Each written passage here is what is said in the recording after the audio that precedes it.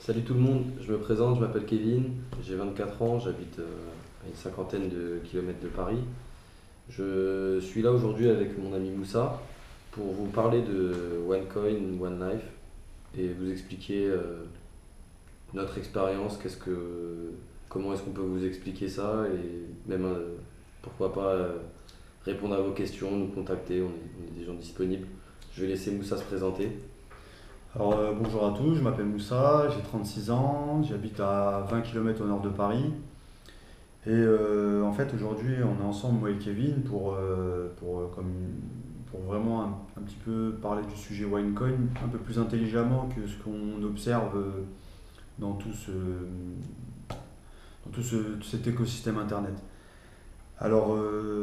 Pour ma part, moi j'ai décidé de démarrer l'entreprise Winecoin de manière active depuis février 2016. Je suis super content de ce qui se passe la confiance elle augmente de jour en jour. Enfin, elle a toujours été là, mais en fait les faits on les vit, donc c'est extraordinaire ce qui se passe en ce moment. On voulait partager un moment avec vous et essayer de vous dire un peu notre vision du concept One Life et un peu de l'économie et pour un peu tout le monde, pour monsieur, madame, tout le monde. C'est exactement ça.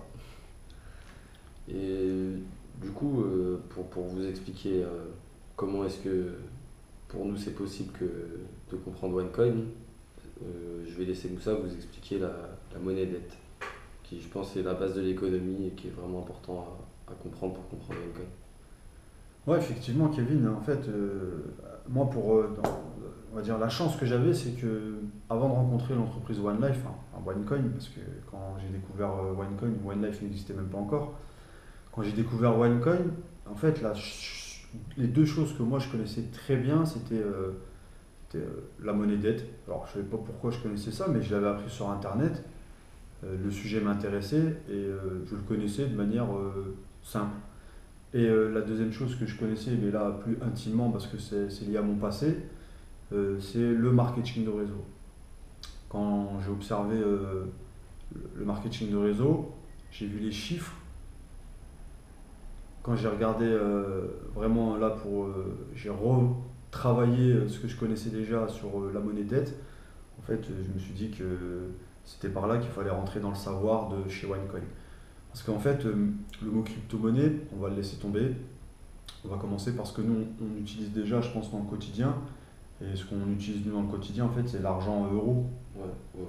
Enfin, Ici, ouais, ici, c'est l'euro, quoi. en tout cas, Donc, l'euro, en fait, c'est de l'argent. Et moi, dans mon apprentissage de l'argent, ce que j'avais découvert, ce que j'ai appris, c'est que l'argent, ils appelaient ça de l'argent dette.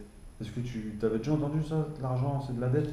j'avais déjà entendu que la banque imprime des billets, mais savoir exactement comment ça fonctionnait, que c'était ça, non. Ouais, alors, ce qu'il faut savoir, enfin, ce que tout le monde sait, c'est qu'aujourd'hui, les entreprises financières, enfin, les banques, c'est des entreprises privées. Ils ne travaillent pas pour l'État, ils travaillent pour elles.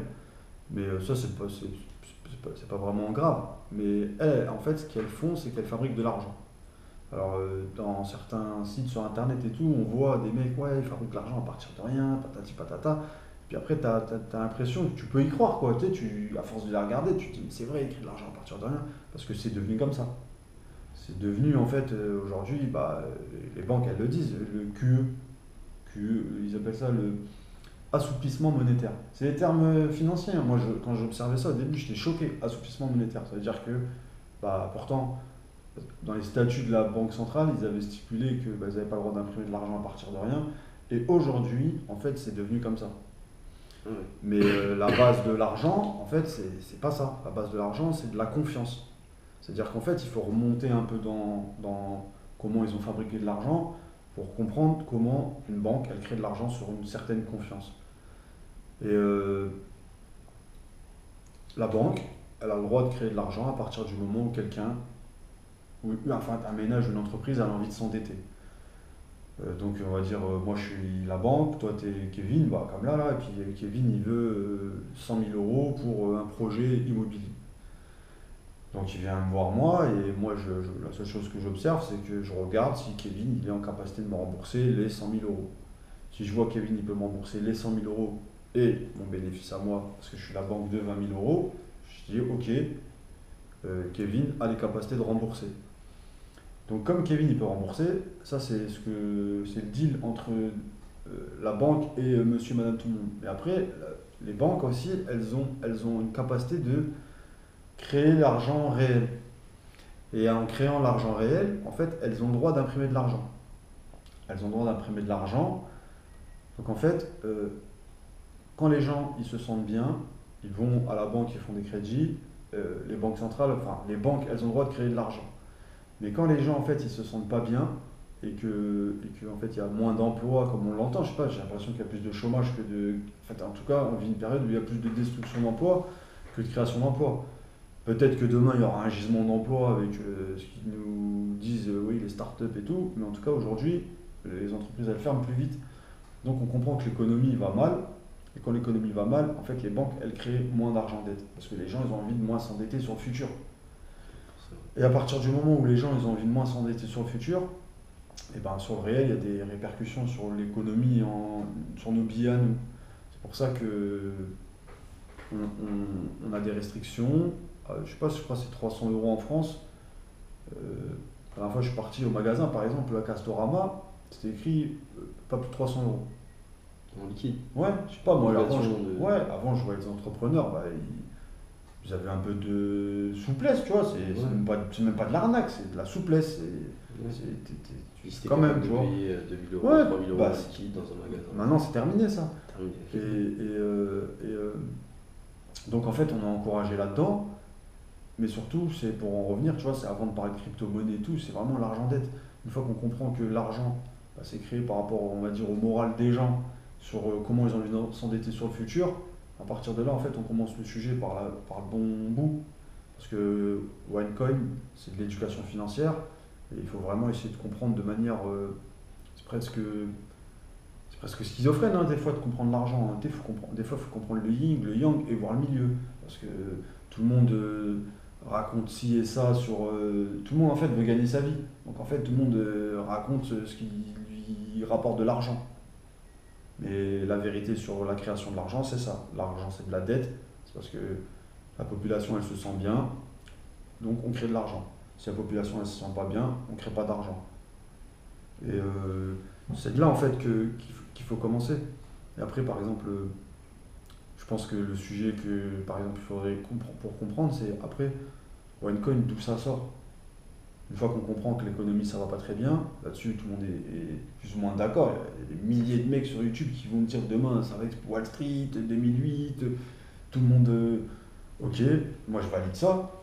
Après le truc c'est que je valide aussi un autre truc, c'est justement ce qui se trame, la technologie sous-jacente qui arrive, qui est en train de bouleverser un peu tout le monde, la finance, tous les intermédiaires de confiance. Parce que cette technologie, elle s'appelle blockchain. Et Blockchain, ça risque de tout changer. en tout cas, ça risque de faciliter pas mal d'échanges de manière plus transparente, de manière plus équitable, de manière et pas que de l'argent, hein, ça va même dans la démocratie, ça peut aller un peu partout, tu vois. Ça peut aller un peu partout. Et dans la blockchain, tu vois, on va pouvoir utiliser justement la monnaie valeur. La construction de comment est-ce possible de créer une crypto-monnaie. Tout à l'heure, on va peut-être aborder un peu le sujet. Mais la blockchain, c'est ça qui a permis vraiment, qui est arrivé sur le marché en 2008, qui a permis la révolution blockchain, qui a révolu la révolution Bitcoin. Bitcoin, c'est des success stories. Tu tapes sur Internet, tu te dis comment ça se fait que j'ai pas fait et tout. Parce qu'en fait, on ne comprenait pas. Les mecs qui sont rentrés là-dedans, c'est on va dire, je sais pas, j'ai l'impression que c'est des geeks. Là, même les traders, ils sont en panique de Bitcoin. Quand tu as des baisses, tu vois. Donc, après, bon, la blockchain, ça a permis ça. Ça a permis ça. Et pour faire simple, avec qu'est-ce que c'est la blockchain? C'est l'Internet des valeurs. L'Internet des valeurs, c'est là où on peut s'échanger des choses qui ont une valeur. Après, si tu en as une fonction, tu peux créer des options. Par exemple, je sais pas. Par exemple, dans blockchain, Ethereum, c'est une crypto-monnaie qui est là, qui est positive. On voit Microsoft qui s'intéresse de très près à ça parce que ça crée quoi? Ça crée Bah, par exemple, Ethereum, c'est pour, je sais pas, j'ai l'impression que c'est pour l'intelligence artificielle. Ouais, de ce que j'ai vu, ouais. C'est l'intelligence artificielle, c'est un protocole qui s'échange, tu vois, pour en revenir à blockchain, hein, pour comprendre que c'est un échange d'informations instantanées. Il n'y a pas que de l'argent. C'est des projets, Deux choses. voilà, ça va dans tous les sens. Et nous, le sens qui nous intéresse, nous, c'est OneCoin. Petit troc. Le cheat troc. Parce que nous, on participe au projet, on en voit l'utilisabilité. En tout cas, pour ma part, je suis ravi de faire partie de l'aventure financière OneCoin. Après, c'est grâce à blockchain. Blockchain, c'est l'Internet des valeurs. Et après, pour comprendre plus blockchain, je pense que, enfin, en tout cas, moi, je l'ai bien compris en superposant blockchain à Internet. Alors, quand j'ai superposé blockchain à Internet, en fait, je me suis dit, mais qu'est-ce que ça a permis Internet en fait. C'est quoi que ça a permis de faire? Ça a permis d'échanger de l'information de manière instantanée. Si on caricature, c'est quoi? Et un peu gratuitement, quand même. Ah ouais, complètement, heureusement. Mis à Ah part ouais. l'accès Ah ouais, qui ouais, paye. ah ouais, alors là, heureusement que tu appuies sur ça, parce que c'est vrai que c'est, quand tu as une technologie qui est gratuite et qu'on peut l'utiliser à faire quelque chose, bah, forcément, il y a des gens qui vont le faire, tu vois. On passe du timbre à Google, quoi. De la poste à Google. Complètement, complètement, ça c'est des choses qu'on voit aujourd'hui, mais quand l'échange d'informations s'est arrivé de manière instantanée, bah, le mail est né. Pourtant, la poste sont toujours là, tu vois. Il y a des gens qui Ouais, vont, toujours. par exemple, avoir crypto-monnaie, ils vont dire ouais, il n'y aura plus de banque. Non, c'est quelque chose en plus. On en a besoin en fait. Aujourd'hui, on a besoin de cette technologie. Et en fait, même la manière de la monnaie dette, comment elle est construite, et comment on peut construire des monnaies justement sur blockchain, je te dis que ça se nourrit l'un de l'autre. En fait, c'est presque ils ont besoin de nous, quoi. Et heureusement que l'homme y réfléchit. On trouve toujours des solutions. Il y a des solutions. Et la solution blockchain, quand c'est bien maîtrisé, et quand c'est bien introduit, bien expliqué, et comme c'est fait dans la communauté One Life, c'est pour ça que je me suis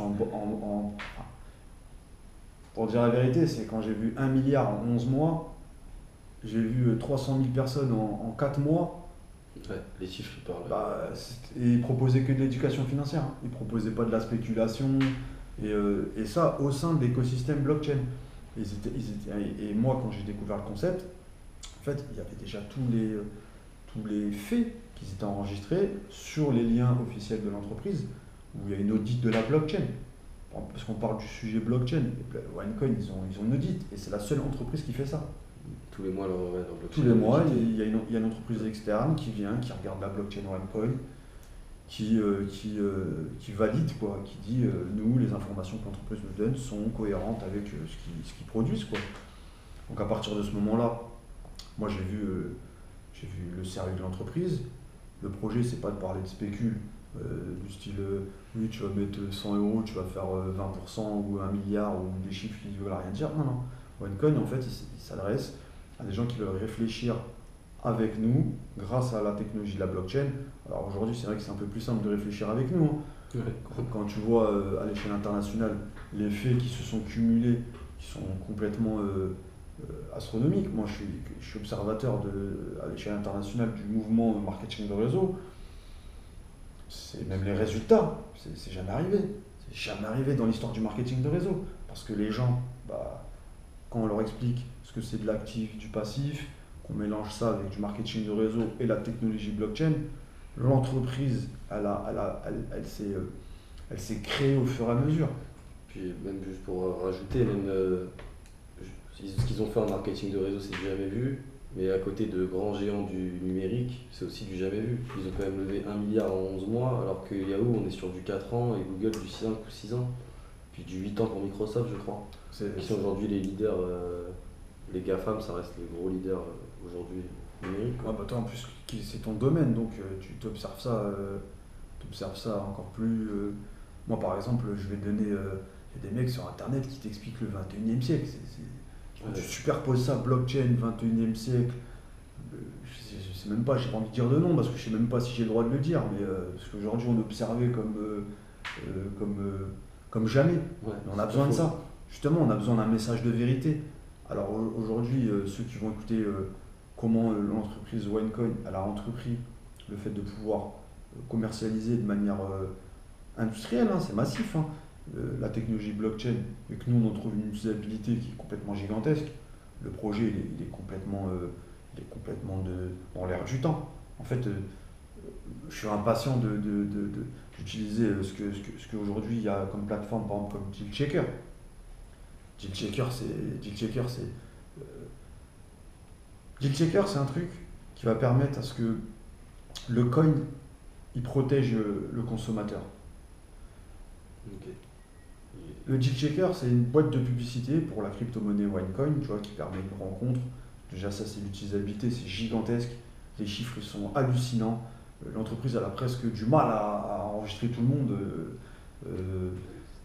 Tellement ça va vite, en fait. Mais le Deal Checker, c'est ça qui permet à l'outil OneCoin, qui est créé sur la blockchain, parce que ça devienne réel.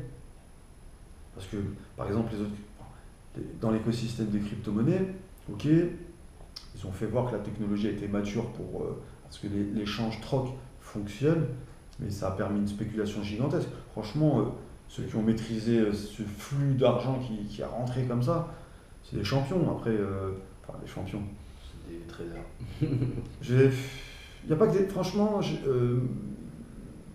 ouais, non, moi je dirais pas des traders, hein, parce que les traders aujourd'hui, Il y en a qui sont dépassés aussi. ils se méfient. Il n'y a pas de confiance, hein, il n'y a pas de confiance de marché, il n'y a pas de rapport à l'homme, il n'y a pas de. Il n'y a pas de vraie valeur. Si tu regardes par exemple là je vais dire un nom, parce que là je m'expose à rien du tout, c'est Warren Buffett. Warren Buffett, c'est le plus grand investisseur de tous les temps pratiquement. Le mec qui t'explique comment, lui par exemple, il n'a pas pu investir dans des trucs révolutionnaires parce que c'était pas possible selon ça. Il n'y a pas de valeur intrinsèque des fois, c'est comme les années 90. Lui aussi il a loupé 2-3 trucs parce que la technologie elle était là, quoi. Le point .com il a chamboulé tout le monde. Aujourd'hui, crypto-monnaie, c'est le point .com. C'est le point .com dans la technologie blockchain, l'internet des valeurs. Tout ça, c'est. Et nous, en fait, là, on est sur la phase de réel, parce qu'aujourd'hui, il y a des commerçants, il y a des milliers de transactions déjà faites, pour pas dire de bêtises, tu vois, c'est vraiment il y a une communauté qui interchange déjà, hein, qui en trouve l'utilisabilité, parce qu'aujourd'hui, on voyage. On consomme de plus en plus sur Internet et le coin, c'est un outil qui permet, par exemple, les hackers, ils vont être dégoûtés quand blockchain va arriver, tous les trucs qu'il y a sur, par exemple, sur le. Je sais pas, des fois tu vois des reportages à la télé, Darknet, blockchain, tu as une entreprise, tu utilises la blockchain, tu trouves l'utilisabilité, tu te protèges. OneCoin, ils ont réussi à maîtriser une technologie de rupture qui a permis de créer une confiance dans un outil de troc. Avec une utilisabilité grâce à Deal Checker. Un outil stable aussi. C'est pas complètement stable. Alors aujourd'hui, c'est vrai que l'idée de génie, c'est de l'avoir construit en privé. Justement, c'est là où on prend tout le monde à revers. C'est là où le marketing de réseau a agi vraiment de manière commanditaire presque. Parce que le marketing de réseau, pour ceux qui connaissent l'industrie du marketing de réseau, c'est une industrie en fait qui ne laisse pas le choix. Parce qu'en fait, c'est des mécanismes humains qui permettent le développement personnel de certaines personnes. Et quand certaines personnes, ils sont, on va dire, entre guillemets, dans la merde, ils ont besoin de se révéler, ils tombent sur le marketing de réseau, ils ont le temps, ils ont la rage, ils cassent tout. Et comme ça fait, cette industrie, elle tombe pas de la semaine dernière, ça fait 60 ans que les chiffres que tu regardes sur Internet, c'est l'industrie de timbré en fait. Donald Trump. Les mecs, tout simplement. Donald Trump, c'était le porte-parole d'une entreprise de marketing de réseau il n'y a pas si longtemps que ça. Aujourd'hui, c'est le président des États-Unis. Ça révèle le côté requin. Mais le côté requin, ça a été des entrepreneurs qui ont pu permettre de dupliquer un savoir. Ce savoir, aujourd'hui, il est en train de se redupliquer. C'est pour ça que la communauté elle avance à une grande vitesse. C'est vraiment la communauté, le deal checker, qui permet à ce que. Et la confiance faite dans la technologie blockchain. Parce que, par exemple, il y a un tabou. Moi, j'ai déjà entendu plein de fois des mecs dire ouais, blockchain, OneCoin n'a pas de blockchain. Les gens qui ont pris. J'espère qu'ils vont effacer leurs vidéos, parce que. Effacer. Pourquoi? Parce qu'en fait, c'est comme si tu disais ouais, mais Google, ils n'ont pas Internet. Je sais pas si tu comprends le truc. Les gens qui disent que OneCoin n'a pas de blockchain, c'est comme si tu disais que Google n'a pas Internet. C'est un protocole qui coûte rien du tout. C'est juste, en fait, il faut trouver l'utilisabilité de ton protocole. Et ça, tu le mets dans une bécane et ça vaut pas grand-chose. Alors, la bécane de chez OneCoin, apparemment, elle est 100 000 euros. Les petites blockchains, ça vaut, je sais pas, j'ai déjà entendu 1000 euros. Et encore. 100 000 chez nous. Et encore, ça se trouve, tous les jours, elle se nourrit. Parce qu'elle se nourrit, la blockchain, elle se nourrit. C'est les gens qui en font. Plus les gens ils utilisent la blockchain OneCoin, plus elle devient forte. C'est ça qu'il faut comprendre. C'est-à-dire que chaque jour, on devient de plus en plus fort avec une technologie de rupture dans un écosystème qui est utilisable. Et Franchement, Et aujourd'hui- quelle crypto-monnaie à 3,3 millions de membres aujourd'hui? bah déjà, il n'y a pas de communauté crypto-monnaie Voilà. à la base. Il n'y a pas de communauté crypto-monnaie à la base.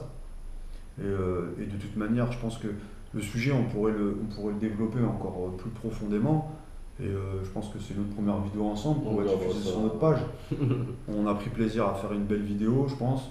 On Franchement, n'a pas abordé tous les sujets. C'est vraiment un truc naturel. On était à la maison, et puis on s'est dit on prend la vidéo, et puis on va parler aux personnes qui nous suivent. Bah écoutez, on se dit à bientôt. franchement, à bientôt et n'hésitez pas à nous contacter si vous avez des questions. On peut se trouver sur la page One Life Paris sur Facebook. Donc voilà, n'hésitez pas. Ok, super. Salut. Bientôt. Salut. OneCoin, One Life. Ouais.